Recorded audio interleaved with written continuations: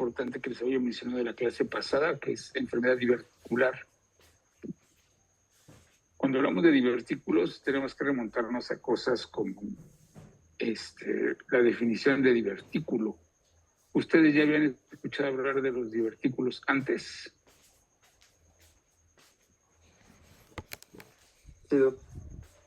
¿Sí? ¿Alguien puede definir qué es un divertículo?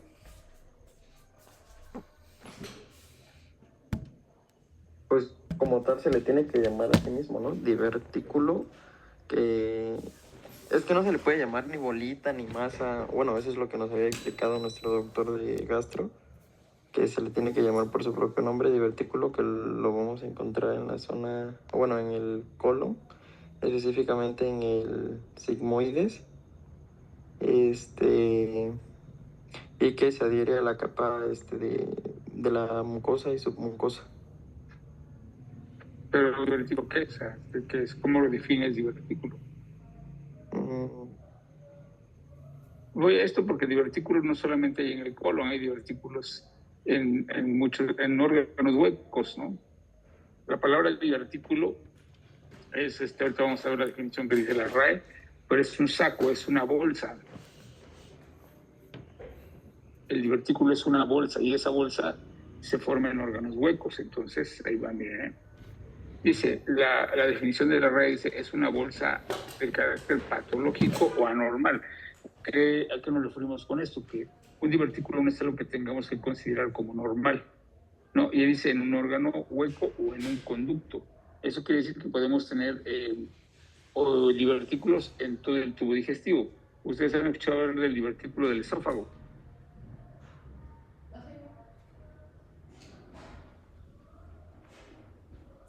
¿no? Hay divertículos en el esófago, en el duodeno, en el intestino delgado, específicamente en el íleon.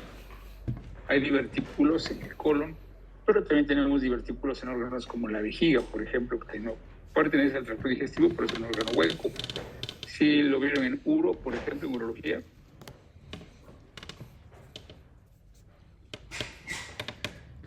Pues más que nada en gastrodoc. Ok. Pero entonces vamos, el divertículo es una bolsa anormal en un órgano hueco, ¿no? Por ejemplo, en órganos sólidos como el hígado, pues no puede haber divertículos, ¿no? En órganos como el vaso, el riñón, pues, pero en órganos huecos sí, entonces desde el esófago hasta el sigmoides. Aquí dice desde la hipofaringe con el famoso divertículo de Zenker hasta el sigmoides, que con los divertículos que vamos a ver ahora. Entonces, acuérdense de una cosa, para hablar de divertículos tenemos que hablar, aquí tenemos unos ejemplos, miren, que está acá abajo, es el famoso divertículo de Meckel. El divertículo de Meckel es congénito. El divertículo de Meckel es una persistencia del conducto ónfalo-mesentérico, es decir, que va del intestino hacia el ombligo. Acá vemos uno que está a nivel de vesical, y aquí tenemos el de Zenker, y aquí tenemos los del colon. Pero miren, para poder entender los divertículos tenemos que saber que estos órganos huecos están formados por diferentes capas. Yo les digo, el intestino, en este caso el colon, está formado por mucosa, de adentro hacia afuera, submucosa, muscular y serosa. Entonces, así como decía su compañero hace un ratito, involucran la mucosa y la submucosa. Entonces, ¿qué dice? El problema con los divertículos es que se hernían a través de la pared muscular. ¿Qué quiere decir esto? Bueno, aquí les tengo una pequeña animación. Hagan ustedes de cuenta que esta capa amarilla es la mucosa, la verde es la submucosa, la roja es la muscular y la color de rosa es la adventicia. Entonces hay dos tipos de divertículos, los que son por pulsión, es decir, que se originan porque hay una fuerza dentro del intestino que hace que esto se herníe y protruye la mucosa y la submucosa a través de la muscular, como se ve acá. Y hay divertículos como el que vemos acá, que es por tracción. ¿Qué quiere decir? Que son divertículos que se formaron porque un órgano o un proceso inflamatorio jala toda la pared del colon o del intestino o del órgano, y el divertículo está formado por las 4 capas. Entonces, a este tipo de divertículos que vemos acá, que es el de mucosa y submucosa, se le conoce como divertículo por pulsión o también divertículo falso. A los otros divertículos se les llama divertículos por tracción o divertículos verdaderos. ¿Por qué verdaderos? Porque tienen las 4 capas. Cuando hablamos de divertículos del colon, hablamos de divertículos únicamente falsos. ¿Sale? Entonces, cuando hablamos de enfermedad diverticular del colon, tenemos que llamarla así, enfermedad diverticular. ¿Por qué? Porque muchas veces vamos a ocupar el término diverticulosis o diverticulitis, dependiendo en qué etapa de la enfermedad nos encontremos. Pero lo correcto es llamarle enfermedad diverticular hasta que pues no sepamos en qué estadio está.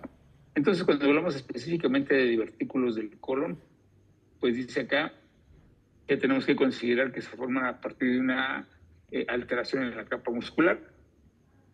Y lo que protruye a través de esta capa muscular son la mucosa y la submucosa. Reitero, entonces hablamos que son divertículos falsos. Esta enfermedad es bien frecuente, quizás se vea más frecuente en países desarrollados tipo pues, los Estados Unidos, Europa, Australia inclusive. Y en países como México quizás, entre comillas, al no ser un país desarrollado, es decir, es un país en vías de desarrollo, quizás podría ser menor la incidencia. Sin embargo, en los últimos años, debido al gradiente norte-sur, ha habido un incremento en la presentación de este tipo de casos. Entonces, actualmente hay un repunte en cuanto a la incidencia en países como América Latina, Asia y África. Esto debido a qué? Pues principalmente a cambios en el estilo de alimentación. Y ahorita les voy a explicar por qué. Si ustedes quieren ver la epidemiología en cuanto a la edad, vamos a ver que mientras nos vamos haciendo mayores o más viejos, la enfermedad se presenta con mayor frecuencia. Es decir, si ustedes tienen menos de 40 años, como es el caso de ustedes, pues la posibilidad es muy remota, no solamente un 5%, es decir, 1 de cada 20 pacientes lo va a presentar. Pero si ya rebasan los 80 años, tengan la certeza que más de la mitad ya pueden tener divertículos. En este caso, yo me encontré en el grupo de los 55, entonces yo tengo como un 28% de posibilidades. Pero miren, entonces, ojo, tiene que ver con 2 cosas. Primero, la edad, y 2, la ingesta de fibra. Y ahorita les voy a explicar por qué.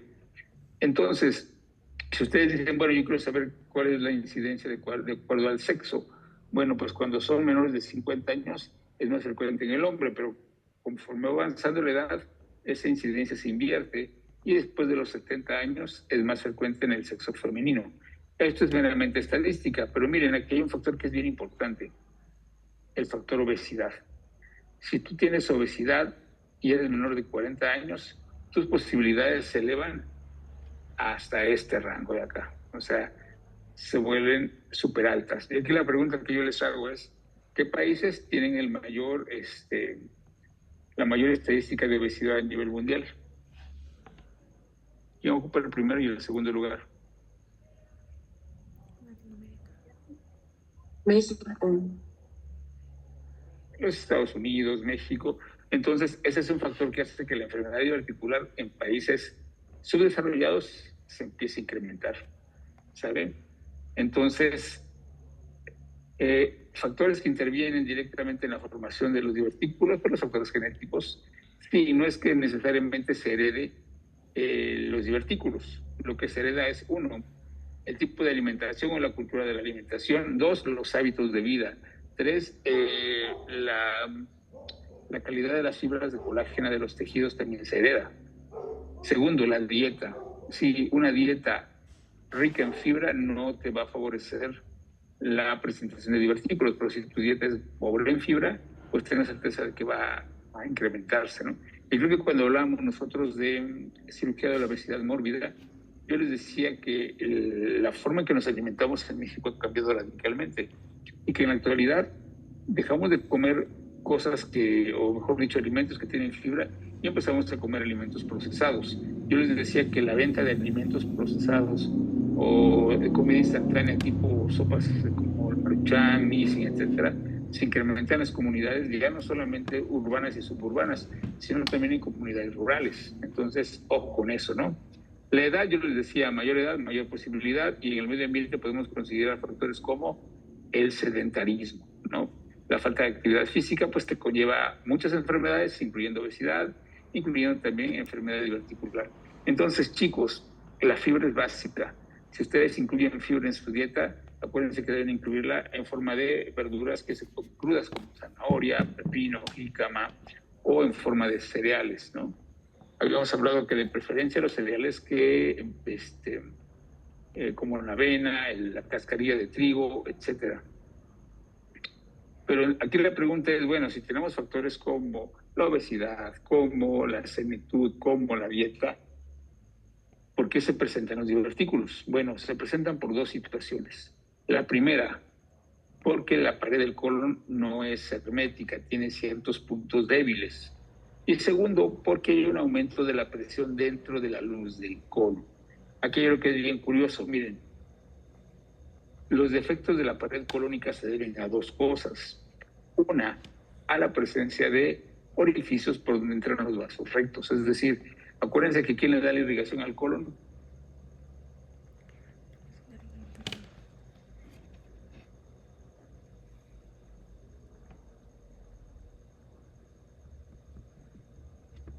La arteria mesentérica superior.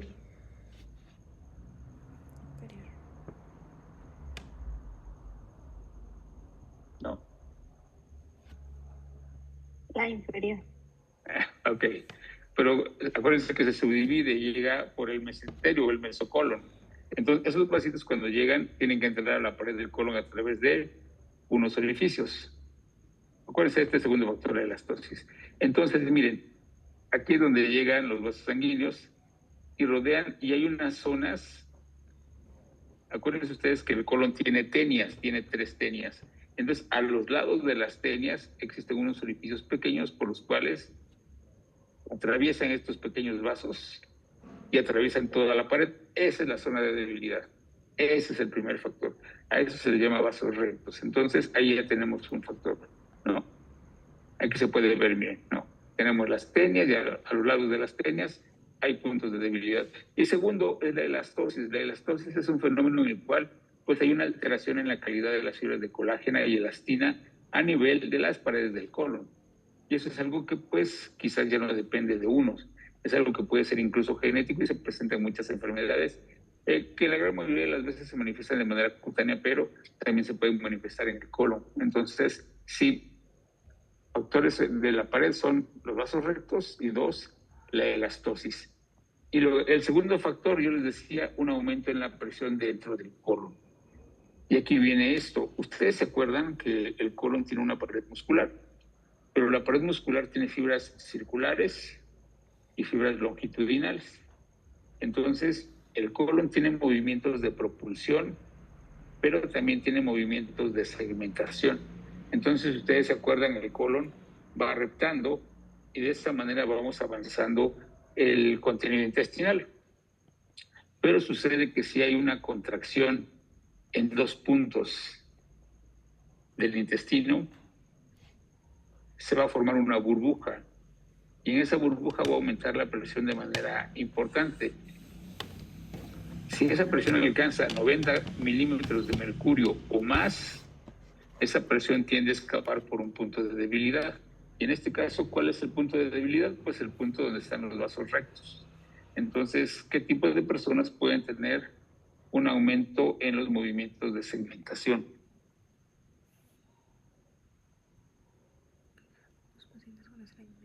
¿O qué condiciones tiene que haber para que haya un aumento de presión? ¿O qué tipo de colon requiere hacer más esfuerzo? ¿Podría ser los pacientes que son estreñidos? O sea, que sufren estreñimiento. ¿Y por qué se estreñe la gente? Porque toma poca agua, porque consume poca fibra, etcétera, ¿no? Entonces, ese tipo de factores son importantes y por eso tú cuando interrogues a tu paciente ya sabes para dónde orientar tu diagnóstico. Entonces, cuando estos dos factores confluyen, tanto los defectos en la pared como el aumento de la presión, es bien fácil que se den los divertículos. Ahora, la otra pregunta que yo les hago, ¿qué tendrá que ver la edad con la formación de los divertículos? ¿Por qué se presenta más en los viejitos? ¿Qué nos pasa cuando somos viejitos? ¿La flacidez? Exacto, los tejidos pierden tono. Porque esas no son unas arrugas. ¿Qué pasa con las fibras de colágeno? ¿De dónde viene el chiste de voy a salir con mi colágeno? Dicen luego. Porque a mayor edad ya no tenemos colágeno, ¿no? Entonces, la elastosis es una alteración en las fibras de colágeno. Entonces, por eso es más frecuente en pacientes viejitos. Otra pregunta u otra forma de relacionarlo es, ¿a qué edad nos estreñimos más? ¿A qué edad bebemos menos agua? ¿A qué edad consumimos menos fibra? Y acuérdense que la ingesta de fibra también tiene que ver mucho con esto, con la dentición. Un viejito que no tiene sus dientes completos, pues ya no puede masticar las verduras que se comen crudas. Un viejito que no tiene sus dientes completos, pues va a comer cosas que sean suaves, que sean blandas, ya no va a poder consumir fibra. Bueno, sí puede consumir cereales y fibra en polvo y lo que ustedes me digan, pero fibra natural ya no la va a poder comer. Entonces, si se dan cuenta, toda esa serie de factores hacen que sea más fácil que se formen los divertículos a esa edad. Entonces, histopatológicamente, pues sabemos que están compuestos de mucosa y de submucosa, pero los divertículos pueden medir entre 5 y 10 milímetros, que son bastante grandes. Es decir, a simple vista los puedes ver. Un divertículo de 1 centímetro será más o menos como el tamaño de tu uña, del meñique. Pues sí, si las tienes cortas, pues sí, ¿no? En el caso de los divertículos, generalmente son múltiples, no son solitarios. Y se llaman pseudodivertículos. ¿Por qué? Porque son divertículos falsos, ¿no? Reitero, solamente están formados por mucosa y por submucosa.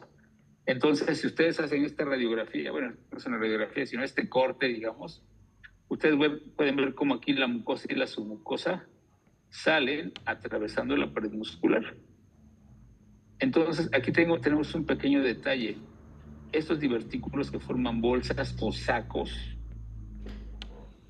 pueden tener fenómenos como pues, la mucosa puede sangrar y se pueden tapar por moco o incluso acuérdense que el contenido intestinal a nivel del colon ya es más sólido y se pueden llenar de materia o de contenido intestinal o de materia fecal.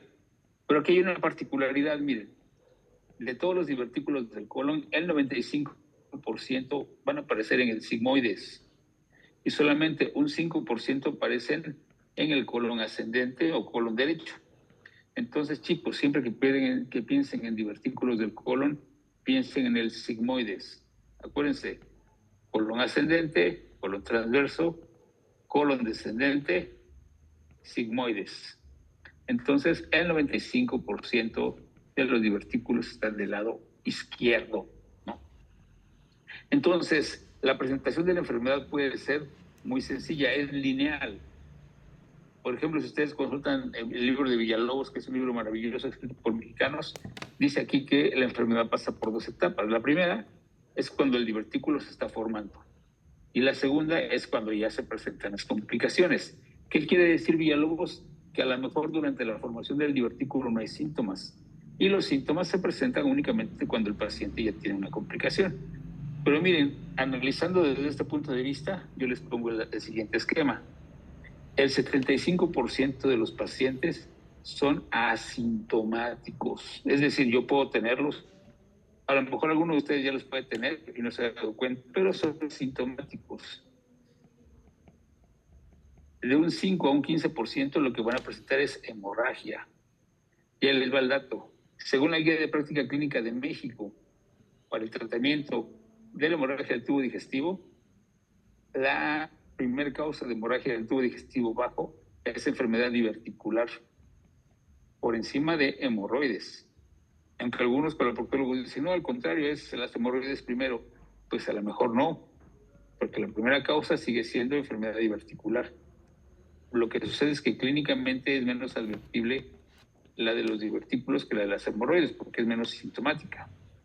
Entonces, chicos, cuando la enfermedad se presenta en estos 2 estadios, se le llama únicamente diverticulosis. ¿Sale? Diverticulosis. Y solamente un 25%, es decir, 1 de cada 4 pacientes, va a llegar a la siguiente etapa que se llama diverticulitis. Entonces la enfermedad se llama primero diverticulosis y si ya se complica se llama diverticulitis. Y es bien importante que entiendan estos conceptos. ¿Por qué? Porque al momento de hacer el diagnóstico vamos a abordarlo de manera diferente si está en diverticulosis que si está en diverticulitis. ¿Sale? Entonces, los síntomas se pueden presentar tanto en diverticulosis como en diverticulitis. Entonces, por eso ahí discrepa mucho lo que dice Villalobos, porque a lo mejor Villalobos dice que en diverticulosis está asintomático, pero realmente en diverticulosis puede haber hemorragia. Entonces vamos a analizar primero diverticulosis, que es la primera etapa de la enfermedad. Las manifestaciones, ojo con esto, va a haber dolor en fosa ilíaca izquierda de tipo cólico, que se va a asociar a trastornos motores, es decir, va a haber distensión, dolor, puede haber exceso de gases y alteración en el ritmo deposicional. Si ustedes se acuerdan, el de su clase de gastro, estos síntomas que les estoy enumerando aquí se parecen mucho a una enfermedad que es bien conocida, que se llama síndrome de intestino irritable, o lo que conocemos también como, ¿cómo se le llama popularmente al síndrome de intestino irritable?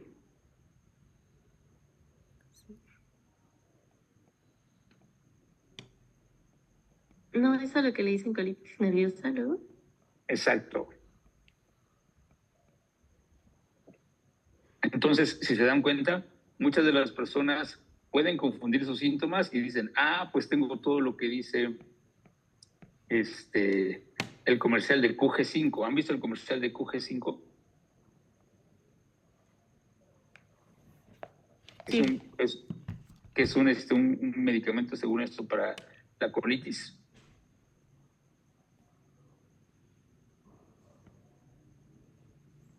O hay un yogur que es para la colitis, Activia. Bueno, hay un medicamento, no sé si es un medicamento o un yogur que anuncian con un globo rojo. Que cuando se toman la pastilla se rompen los globitos que representan la distensión. Entonces, a lo que hoy es que muchas de las personas pueden estar cursando con esta enfermedad, pero no han sido diagnosticados porque se automedican.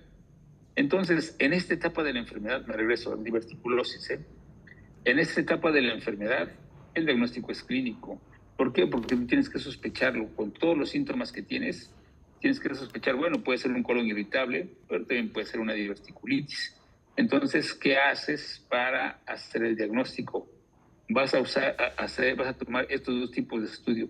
Le puedes hacer un colon por enema o le puedes hacer una colonoscopía.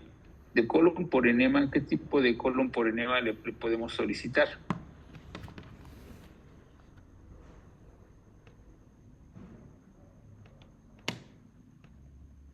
Para empezar, ustedes hacen su solicitud y dicen colon por enema. Los colon por enema requieren una preparación, alguna preparación.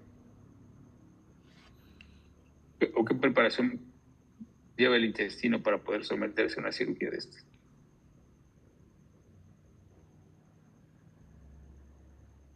O puede llegar un paciente sin nada más, le hacen el colon por enema y ya están las imágenes.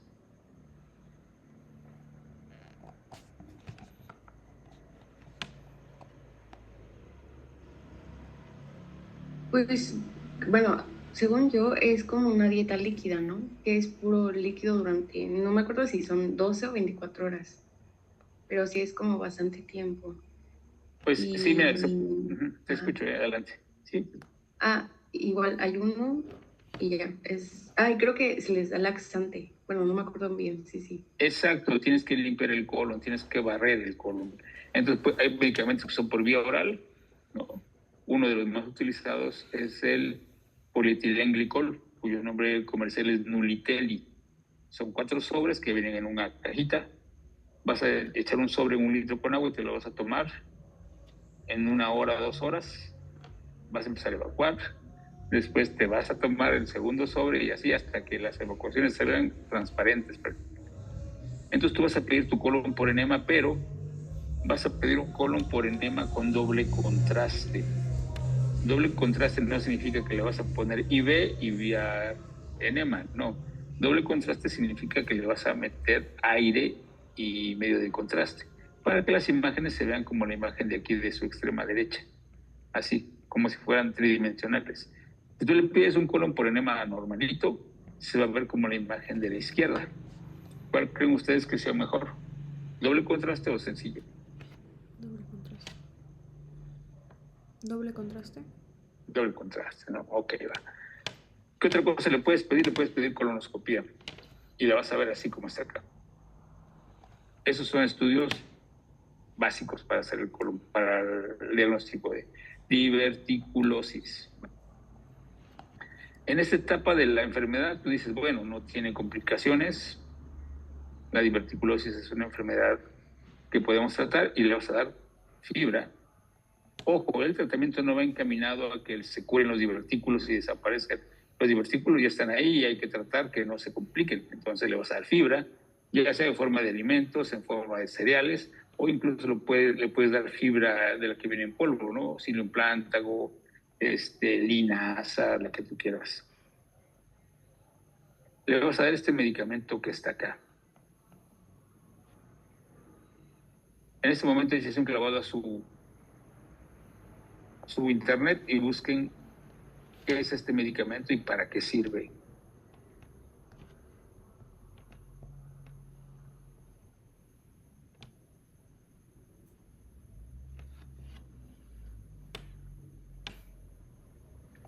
Para tratar la diarrea del viajero. ¿Pero por qué? ¿Qué efecto tiene?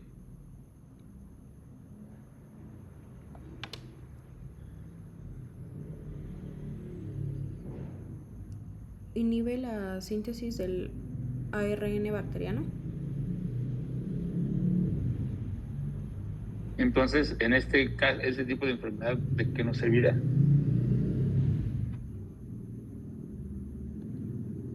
Pues reducir el sobrecrecimiento bacteriano. Exacto, ese es el principal factor. Por eso lo damos 7 días al mes. Le vamos a dar aminosalicilatos. Ustedes se acuerdan cuando hablamos de enfermedad inflamatoria intestinal, hablamos de Crohn, de CUSI, y uno de los medicamentos que daban eran los aminosalicilatos o derivados del ácido 5-aminosalicílico, ¿no?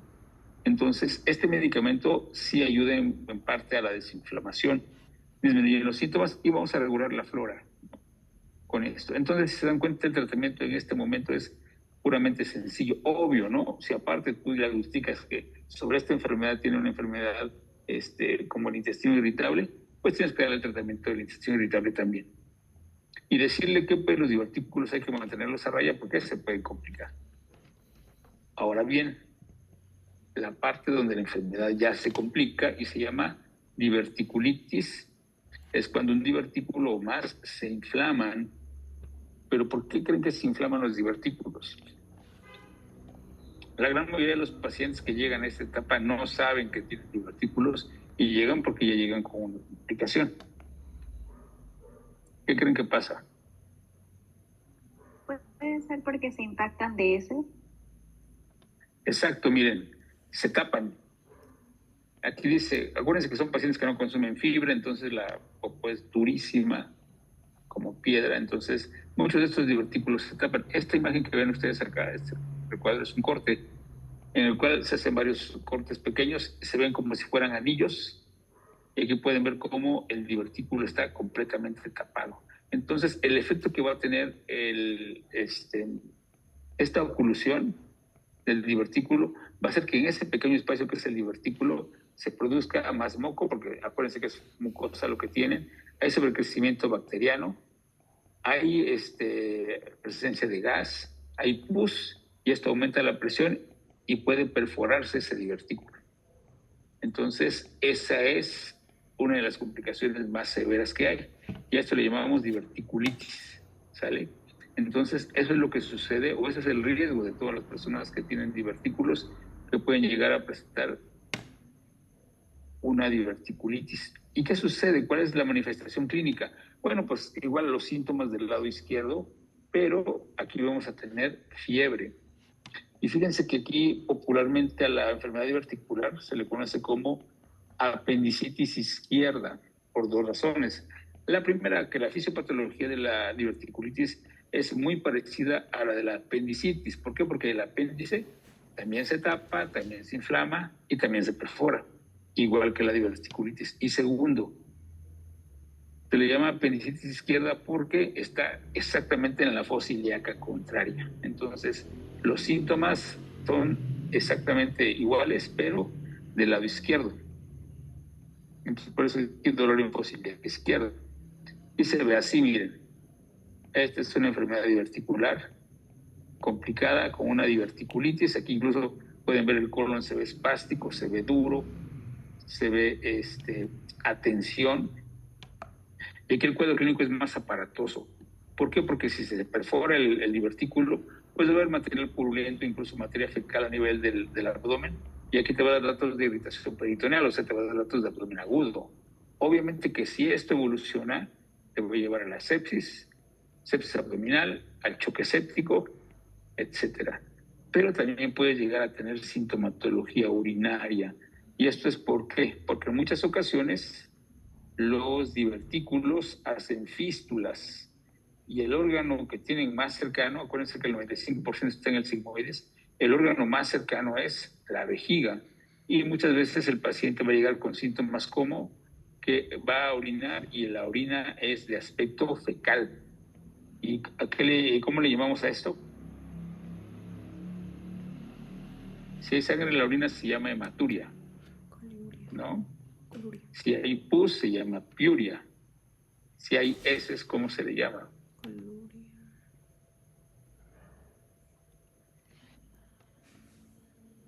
Fecaluria. Exacto, fecaluria. Por eso decía.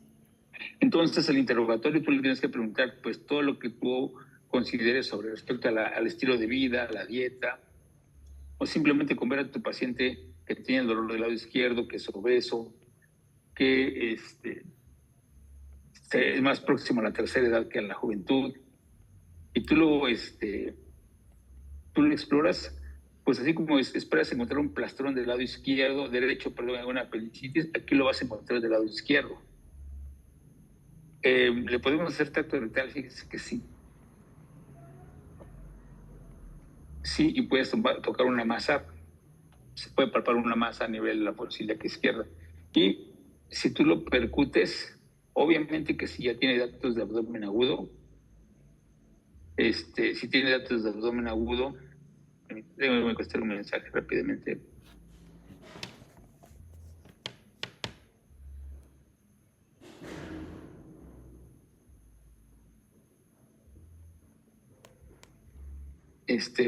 Si tienes abdomen agudo y ya tiene, ya no tiene peristalsis, vas a percutir lo timpánico. Pero acuérdense de una cosa, cuando ustedes percuten el hígado se percute mate generalmente.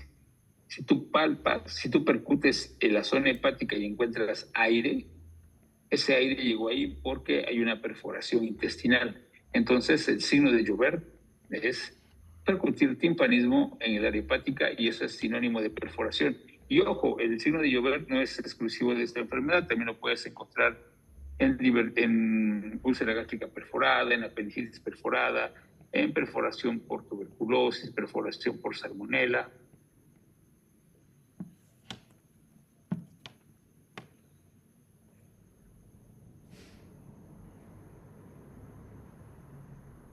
Sí lo podemos encontrar en ese tipo de patologías. Entonces, ojo con esto, ¿eh? Si tú le tomas a este paciente una placa simple de abdomen, porque muchas de las veces el paciente llega y le pide una placa simple de abdomen, lo único que van a encontrar es esto, ¿no? Asas de intestino dilatadas, niveles hidroaéreos, opacidad en tejidos blandos, pero si tu paciente tiene perforación, vas a encontrar aire libre subdiafragmático. Siempre y cuando tu placa la tomes de pie, si la tomas en decúbito no vas a ver nada de aire libre subdiafragmático, porque no lo vas a distinguir. Pero aquí la pregunta es, si en la enfermedad diverticular no complicada o de diverticulosis le pides un colon por enema y le pides una colonoscopia, ¿aquí se lo pedirías o no se lo pides? ¿Le puedes pedir los mismos estudios?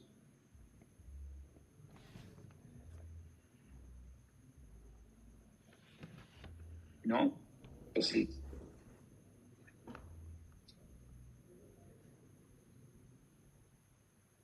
Es pregunta, ¿eh?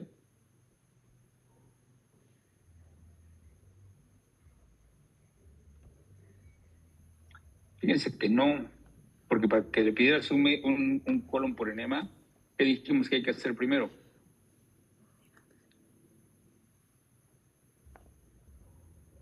Limpiar. Entonces, a un intestino que tú sospechas que está perforado, ¿le metes presión con un enema? ¿O le metes Nuliteli? Digo, tiene datos de doble agudo, le das de comer, lo limpias por arriba. Pues no, le haces una colonoscopía tampoco. Entonces, en la enfermedad diverticular complicada, lo que vas a pedir es una tomografía. TAC. Y aquí la tomografía es importante porque no solamente te sirve para hacer el diagnóstico, sino también te sirve para normar criterio respecto al tratamiento. Y chicos, esta es una escala que se llama escala de Hinchi y es vigente. No sé si ustedes se enteraron que este fin de semana, los días jueves, viernes y sábado, hubo una reunión regional de cirugía de la Asociación Mexicana de Cirugía General. Creo que se los comenté, ¿no? Que fue en el Hotel Fortín Plaza. ¿Sí se acuerdan? Sí, Doc.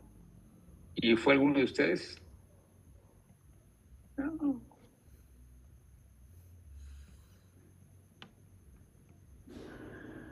No fue nadie. Pero miren, estuvo muy buena, muy interesante.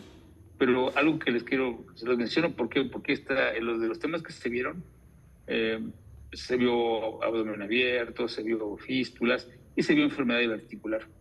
Y algo de lo que se concluyó ahí es que esta clasificación sigue vigente y se llama Hinchi. Y dice Hinchi 1 al 4, ¿no?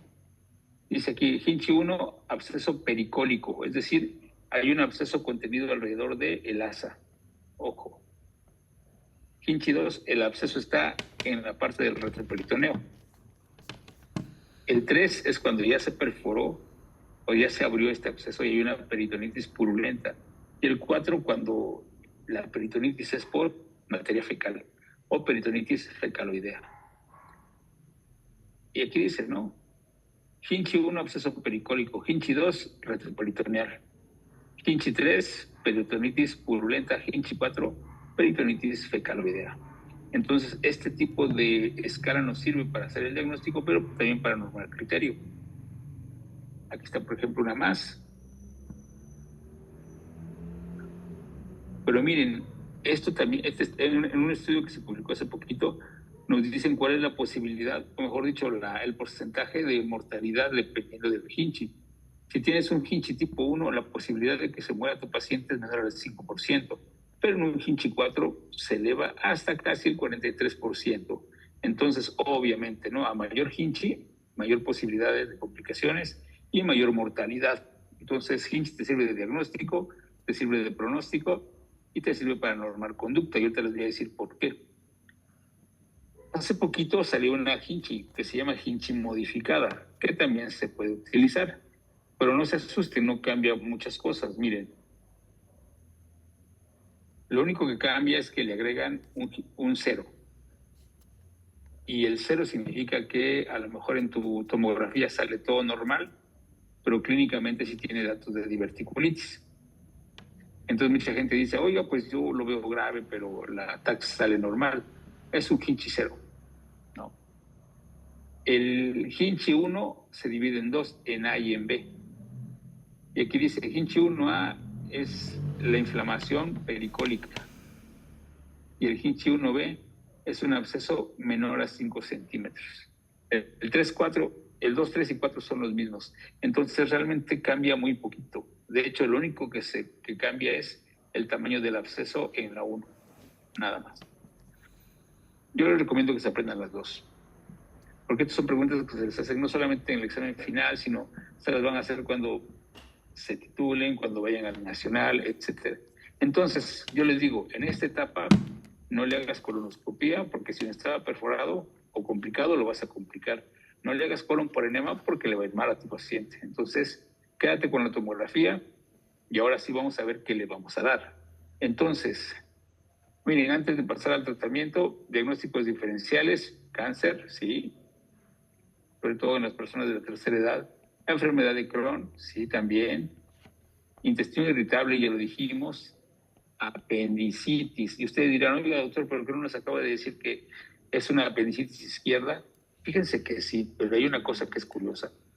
El sigmoides es una de las partes del colon que es móvil y que es redundante muchas veces. ¿Qué significa redundante? Que está más largo de lo normal. Y fíjense en esta imagen, seleccioné esta imagen porque quiero que vean la proximidad que tiene el sigmoides con el ciego. Entonces muchas veces si tu divertículo que te está dando lata es pues es bien fácil que lo confundas con una apendicitis. Ustedes se acuerdan, bueno, todavía no llegamos a apendicitis, pero ya lo deben saber. El gol estándar en el diagnóstico de apendicitis es tomografía. Entonces, por eso es que muchas veces esto nos lo da el diagnóstico diferencial. Y también con patología ginecológica, ¿no? Es decir, un paciente que tenga un quiste de ovario, una salpingitis, es diagnóstico diferencial. Entonces, aquí el tratamiento va a depender del hinche que tengamos. Puede ser conservador, ¿sí? Es decir, puede ser que responda a medicamentos o tenga que ser necesariamente un tratamiento quirúrgico. Y miren ustedes, hinche 1, el absceso pericólico, que puede ser menor a 5 centímetros en el 1B o simplemente inflamación en el 1A. Aquí dice, el paciente puede irse a su casa únicamente con ayuno, dieta y no le das antibióticos. Y no lo digo yo, lo dicen las guías, ¿no? Y precisamente lo que se discutía en el congreso que hubo el fin de semana, decían que hay estudios que demuestran que si les das antibióticos les va peor que si no les das antibióticos. Entonces, hinche 1, reposo en casa. Obvio, en quienes no los vas a mandar a su casa y en quienes sí les vas a dar antibiótico, en aquellos pacientes que tengan un inmunocompromiso, como cuáles, VIH, pacientes que ya tengan quimioterapia por algún tipo de cáncer, pacientes que consuman esteroides por alguna patología como artritis reumatoide, lupus, etcétera, o viejitos, o gran contradicción, la gran mayoría de nuestros pacientes van a ser viejitos, ¿no? Entonces, igual vas a acabar dándoles antibióticos, pero quizás la única que le vas a dar tratamiento conservador es hinche 1. Hinche 2. Acuérdense que hinche 2 es absceso retroperitoneal. Si tu absceso mide entre 4 y 5 centímetros, a lo mejor no necesitas operarlo, lo mandas con radiología intervencionista y que guiados por imagen aspiren ese absceso y se resuelve.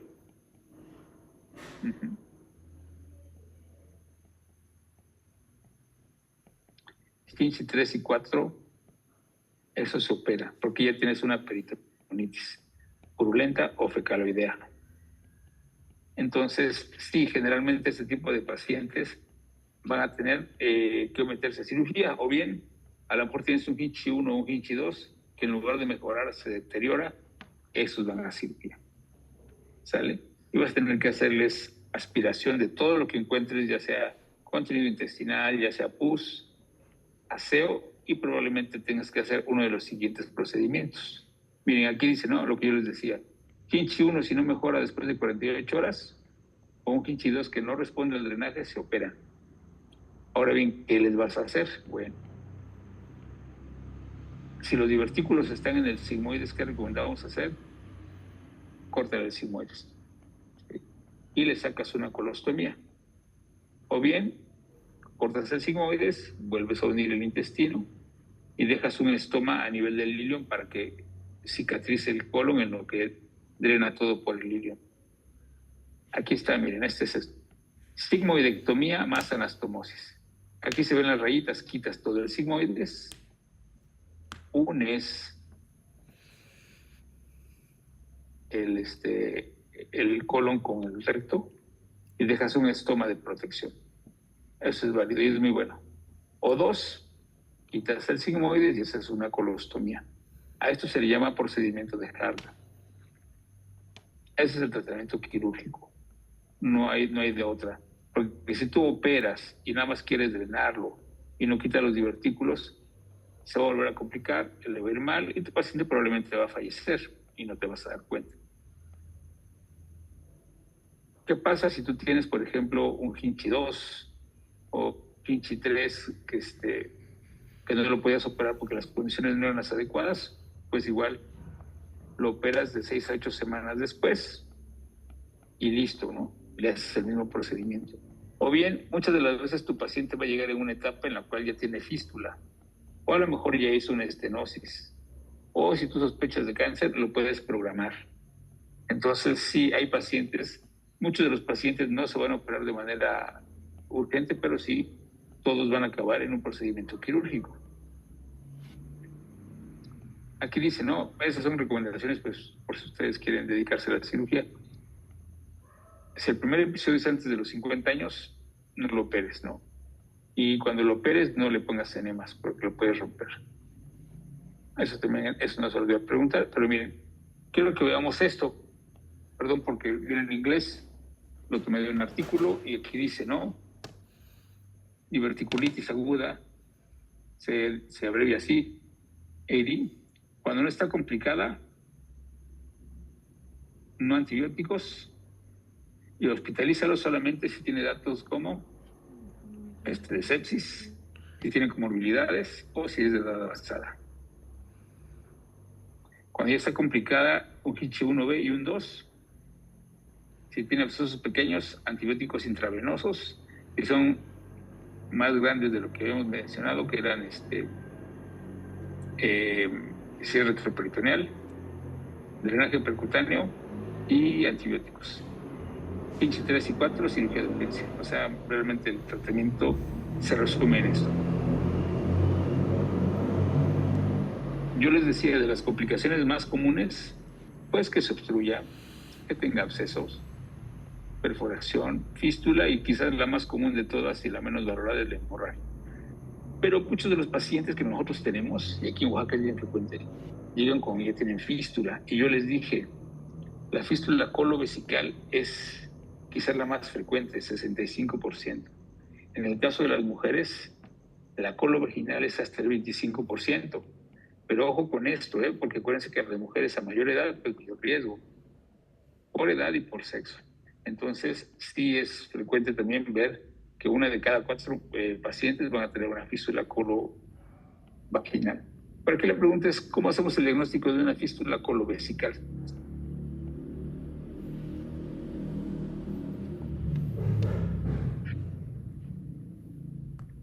¿Cómo la diagnosticamos? Pues como dijo que había fecaluria.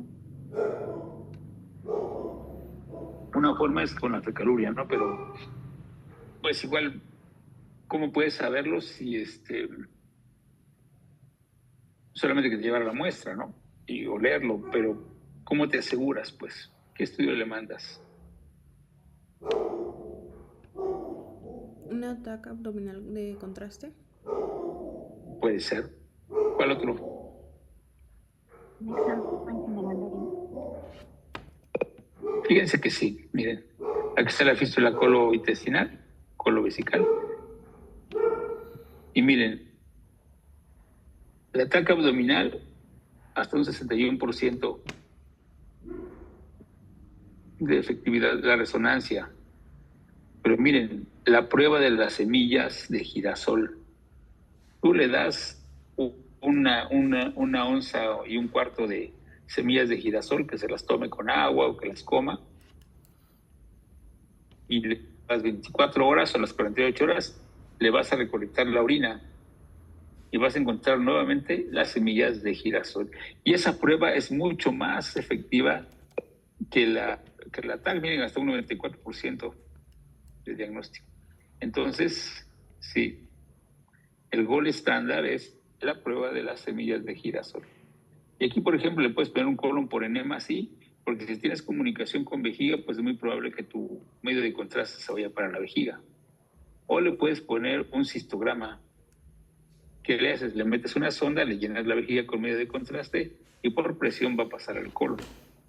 Le puede hacer colonoscopía, cistoscopía, pero miren, quizás la colonoscopía es la menos efectiva. Entonces, como dijo su compañera, no un examen general de orina, pero recolectar la orina 48 horas después de haberle dado las semillas de girasol. O el puppy seed test. Entonces coman semillas de girasol. Y finalmente, ¿qué hacemos si tu paciente tiene una enfermedad diverticular del lado derecho? Híjole, aquí la cosa es bien difícil porque si tu paciente tiene enfermedad diverticular del lado derecho, pues la sintomatología todavía más se va a confundir con una apendicitis. Entonces, por ello, pues debemos tener quizás más cuidado. Pero fíjense que en ocasiones, quizás si tú te vas con la idea de que es apendicitis y lo operas, pues sea más fácil que des con el diagnóstico, ¿no? Entonces, el principal hallazgo a la exploración física va a ser un plastrón, que sí, efectivamente, se va a confundir también con un plastrón apendicular. Leucocitosis, pues sí, pero también el apéndice te va a dar leucocitosis. Entonces, aquí lo que te va a dar el diagnóstico es la tomografía. Y vean, en este caso, pues lo que tienes que hacer, así como cuando resecas el sigmoides en el lado izquierdo, aquí tienes que resecar el ciego.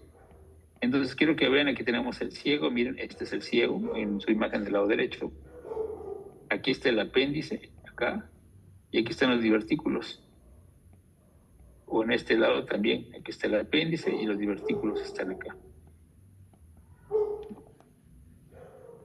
Recidiva de los síntomas. Bueno, los síntomas van a estar persistentes en 1 de cada 3 pacientes después de un tratamiento, si es que el tratamiento o el paciente no mejora su calidad de vida en cuanto a dieta, consumo de agua, etcétera, porque los divertículos no los vamos a curar, no los vamos a quitar, simplemente los debemos estar controlando. Y finalmente, para concluir, hay divertículos gigantes. Fíjense que sí, hay casos reportados de divertículos gigantes que pueden llegar a medir hasta 9 centímetros. Y aquí el mecanismo es que se forma un efecto de válvula que hace que se llene, se vacíe, se llene, se vacíe. Y pues aquí lo tenemos, miren. Estos son divertículos gigantes. Son casos raros, no siempre se comportan así, generalmente se complican antes de llegar a esta instancia, pero pues son casos que hay que diagnosticar y hay que tratar. Pero chicos, créanme, la enfermedad diverticular es bien frecuente. Aquí tenemos miren, 4 centímetros. Este es un ataque abdominopélvica, entonces sí existe. Incluso aquí otro divertículo gigante. Casos súper raros. Digo, y milagroso que no se haya perforado.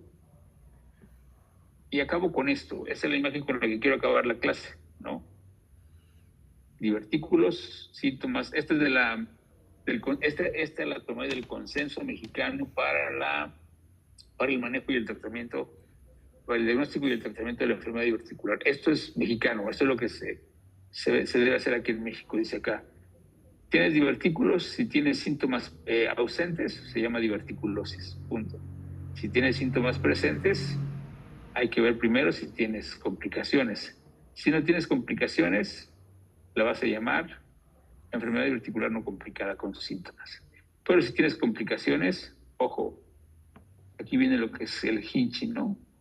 Engrosamiento de la pared colónica, que sería un hinchi 1. Si está complicada con un absceso, que sería un hinchi 2 o 3. Si está perforado, que es un hinchi 3 o hinchi 4 con peritonitis fecaloidea. Si tiene hemorragia, estenosis. ¿Qué es lo que tienes que hacer? Aquí está. Solamente los del cuadrito de arriba son los que les vas a dar tratamiento conservador. Los demás los tienes que operar, sí o sí, de urgencia o programados, pero los pacientes con enfermedad diverticular pueden llegar a requerir cirugía. Entonces, yo tengo entendido que muchos de ustedes en su clase de gastro ya llevaron este tema. Creo que me habían dicho que sí, ¿no? Pero lo abordamos porque muchos me dijeron que no. ¿Quién dijo que no? Melissa, creo que tú habías dicho que no, ¿no? No, sí, lo que no habíamos visto era pancreatitis. Bueno, pues de todos modos no está por demás que lo sepan. Digo, está por demás escuchar nuevamente una clase sobre enfermedad diverticular, pero viene en su temario, ¿no? Ya saben qué hacer. Ya saben entonces, en resumen, diverticulosis, colon por enema, colonoscopia, diverticulitis, tomografía. Hinchi 1, Hinchi 2, no se operan. Hinchi, de hecho, Hinchi 1 conservador, Hinchi 2 puedes hacerle un aspirado por imagen, Hinchi 3 y 4 van a quirófano. Entonces, chicos, el día de mañana nos vamos a ver con un tema que se llama, perdón, aquí está, vólvulo del sigmoides. ¿Vale? Y ya la siguiente semana vamos a apendicitis y hernias, que es un tema maravilloso, y pues nos vemos por acá. Entonces los dejo porque ya es la hora de la novela. Gracias, chicos, nos vemos mañana. Pasen buena noche. Gracias, hasta luego, doctor. Gracias, Gracias, Mau. doctor. Bye.